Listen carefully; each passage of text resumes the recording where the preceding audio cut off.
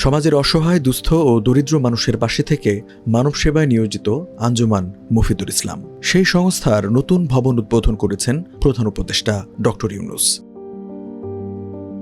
৩রা March রাজধানীর কাকরাইলে Anjuman JR টাওয়ারের উদ্বোধন অনুষ্ঠানে প্রধান উপদেষ্টার সঙ্গে ছিলেন অর্থ উপদেষ্টা ডক্টর সালেহ উদ্দিন আহমেদ, খাদ্য উপদেষ্টা আলী ইমাম মজুমদার, আঞ্জুমানে মফিদুলের সভাপতি মুফলে আর ওসমানী এবং সহসভাপতি গোলাম রহমান।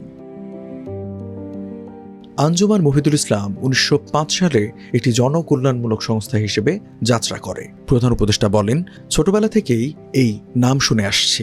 অদ্ভুত এক নাম। এই নামের কোনো ব্যাখ্যা জানি না, শুধু জানি এরা বেওয়ারিশ লাশ দাফন করে, নিভৃতে কাজ করে যাচ্ছে যুগের পর যুগ। ছোটবেলা থেকেই নাম শুনে আসছি, অদ্ভুত এক নাম।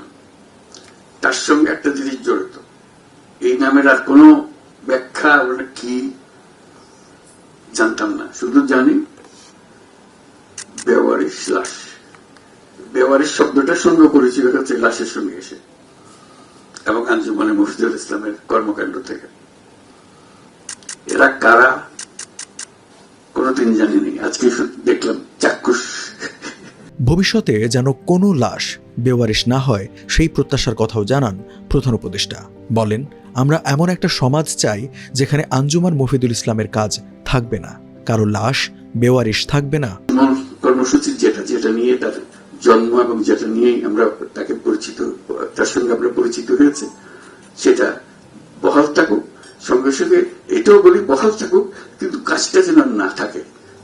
লাশ, বেওয়ারিশ লাশ যেন আমাদের কারণ না থাকে, এটা আমরা কামনা করি। আমরা এমন একটা সমাজ বানাই যে আঞ্জুমানে মফিদুল ইসলামের কাজ আর নাই।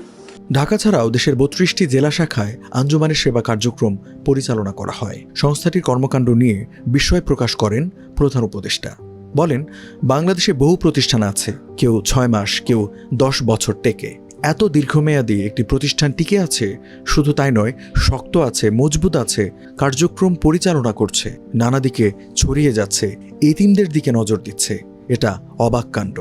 লাশ দাফন করার সঙ্গে সঙ্গে অন্যান্য কাজগুলো যাদের এতিমদের দিকে নজর দিচ্ছে, এটা অবাক কাণ্ড। এরকম আরো প্রতিষ্ঠান খুঁজে পাওয়া যায় কিনা, পুরা উপমহাদেশে এরকম দৃষ্টান্ত আছে কিনা আমার জানা নেই। কাজেই সে একটা অনন্য প্রতিষ্ঠান হিসেবে যে এত বছর ধরে সেবা চালিয়ে যাচ্ছে, কোনোদিন এটা নিয়ে কোনো খবর কাগজে প্রকাশিত হয় না।